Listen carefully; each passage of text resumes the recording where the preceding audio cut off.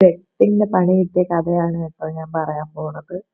ഭയങ്കര രസമുള്ള കടയാന്ന് വെച്ച് ഒരു കടയില് കേറി ബിരിയാണി കഴിക്കാന്ന് വിചാരിച്ച്.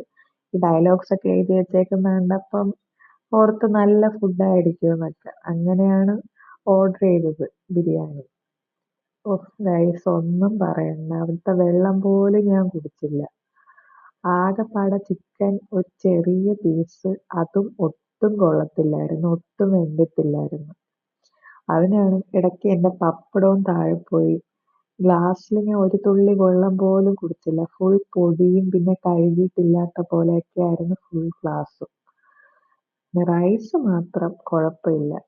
ഞാൻ എങ്ങനെയെങ്കിലും അഡ്ജസ്റ്റ് ചെയ്ത് കഴിച്ചു. പിന്നെ ആ ചിക്കൻ പീസ് വായിൽ വെക്കാൻ കൊള്ളത്തില്ലായിരുന്നു. ഇതിന് 120 രൂപ. എന്തിനാണോ ആവോ അവർ ഇത്രയും പൈസ ഈ സാധനത്തിന് മേടിക്കുന്നത്. കഴിക്കാതെ ഇറങ്ങി പോവാനും പറ്റൂലല്ലോ. നല്ല വിശപ്പ്. അപ്പൊ ഞാൻ എങ്ങനെ